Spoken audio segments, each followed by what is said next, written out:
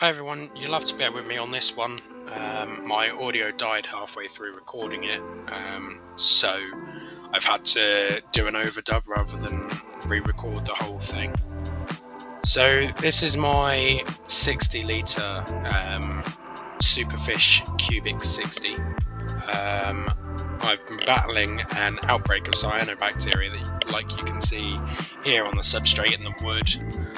It used to be all over the walls and the plants. You could barely see in it. It was just a green mess of slime one day when I came and had a look at it. I've managed to knock it back quite a bit. And if you want to try and find out how I did that whilst living in the UK, follow along and I'll do a dedicated video on it.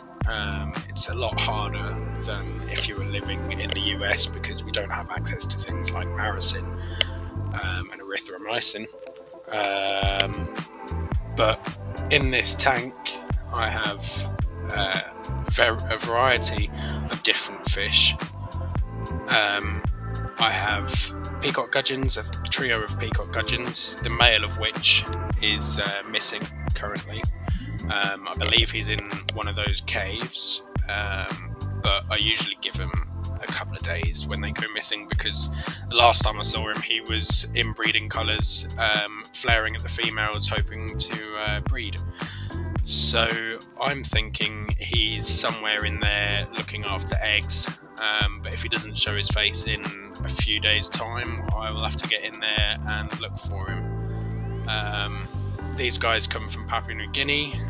They're usually found in loose shoals, in soft, slightly acidic to neutral waters.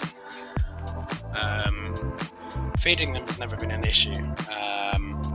I have offered them a variety of different food, all of which they've taken. They've eaten live, frozen, pelleted, flake food, and they've just looked at it and eaten it. They've not thought twice about it. Bearing in mind I don't feed them every day, but they still, when I have fed them every day on a weekly basis, they've not had an issue with what I've been giving them. The male has gone missing before, so I'm not too worried about him. Last time I found him, he had got himself stuck between a couple of pieces of wood at the back there. I managed to get him out.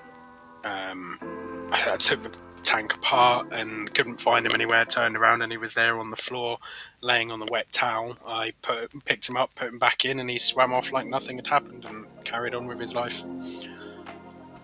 Next we have the pseudomogils. These fish also come from Papua New Guinea and Australia. They're also found in soft, slightly acidic to neutral waters, and are often, if not always, in heavily planted areas, whether that's floating plants or plants that are grown in the substrate. These fish are also found in blackwater habitats as well as clear water. Again, I've never had an issue with feeding them. They've always been happy to eat anything that I've given them as long as it fit in their mouth. I've been lucky enough with the pseudomogils that they have actually bred for me recently. There was only one sole survivor, and I'll insert a clip of them now. When I first spotted it, all I could see was it was two little blue eyes. I could barely focus on it with my own eyes, let alone a camera. Hopefully I'll get more from them. I think you should follow along to see whether that does happen. They often, I often see them laying eggs in the pothos roots behind the power head back there. But so far I've only had one survivor. The female of the pseudomogils are more of an orangey yellow colour, whereas the male is way more red. When they flare up, they're absolutely stunning fish. All of these fish are great nano tank fish. The last species that we have in here is the Otter cinclus. I believe there's still 4 left in this tank. I started out with a lot more than 4, back when I had my 200 bow front. But unfortunately, as a lot of these cases with ottocinclus, they came to me with sunken bellies and were basically starving. So unfortunately, even though I tried to give them what they needed, I didn't quite have enough off-rocks in the tank for them to graze on top of what I feed them, which is Repashy Soylent Green. It took a little while to get used to the Soylent Green, but they eventually started eating it, and they can't get enough of the stuff now that I keep feeding it. Ottocinclus can be quite sensitive when you first get them, especially if you get them from a poor source. However, having a mature tank of at least 6 months to maybe a year will give them the best chance of survival, because during that time you'll be growing off-rocks and everything they basically need to survive on your ornaments and wood, rocks, whatever you have in the tank. There'll be stuff growing on it. Ottocinclus come from South America, and they're mostly, if I'm not mistaken, they come from the Amazon River, where again the water is soft and slightly acidic. As for the filtration in this tank, none of these fish really like high flow, but as long as there's zero ammonia and nitrite in your water, you'll be just fine. I've got a built-in filter back there which is full to the brim of just sponge, so effectively it's a powerhouse of a sponge filter, which I cut and inserted myself. I stored all of the media that it originally came with to give this pump a bit of an upgrade, because most of the media that it comes with is just carbon, and in a planted tank, carbon is not great because it can suck out all of the nutrients that plants need to thrive and survive, basically.